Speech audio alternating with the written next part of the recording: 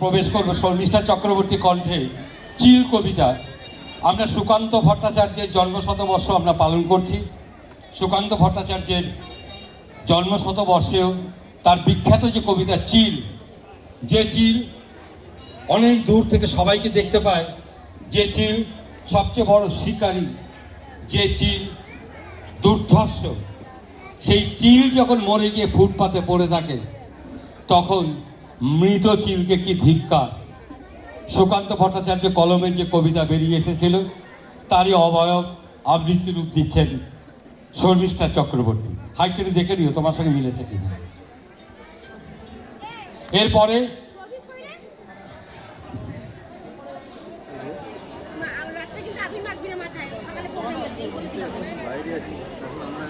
নমস্কার, হ্যালো, নমস্কার। কবি সুকান্ত ভট্টাচার্যর জন্মশতবর্ষে আমার নিবেদন।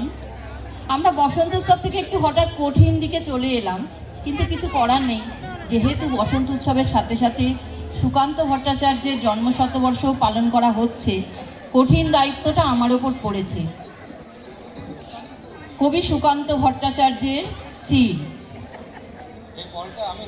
পথ চলতে চলতে হঠাৎ দেখলাম ফুটপাতে এক মরা চিল।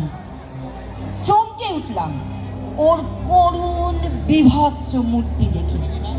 অনেক উঁচু থেকে যে পৃথিবীটাকে দেখেছে লুণ্ঠনের অবাধ উপনিবেশ, যার সেন দৃষ্টিতে কেবল ছিল তীব্র লোভ আর ছো মারার দস্যু প্রবৃত্তি, তাকে দেখলাম ফুটপাতে মুখ গুজে পড়ে।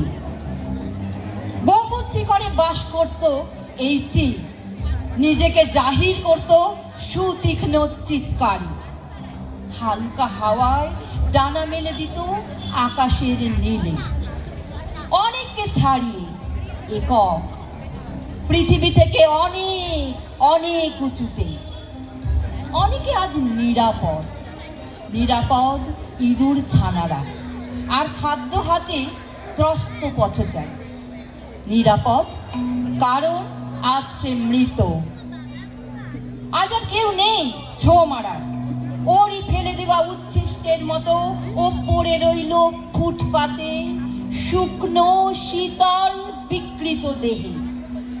হাতে যাদের ছিল প্রাণ ধারণের খাদ্য, বুকের কাছে সযত্নে চেপে ধরা, তারা আজ এগিয়ে গেল নির্ভয়, নিষ্ঠুর বিদ্রুপের মতো পিছনে ফেলে আকাশচ্যুত এক উদ্ধত চিলকে।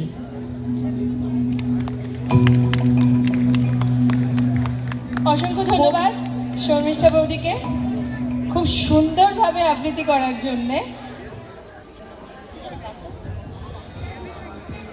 কবিতা তো হলো, এবার আমরা একটু গানে ফিরে যাই। আমাদের বিশিষ্ট শিল্পী শ্রী রামপদ মাইতি আবার বসন্ত উৎসবে আপনাদের ফিরিয়ে নিয়ে যাচ্ছে। বসন্ত উৎসব মানেই হচ্ছে কৃষ্ণ রাধা দোল। দোলে রায় কিশোরী এই গানের সঙ্গে মাইতিদা আমাদের আবার বসন্ত উৎসবে ফিরিয়ে নিয়ে যাচ্ছে।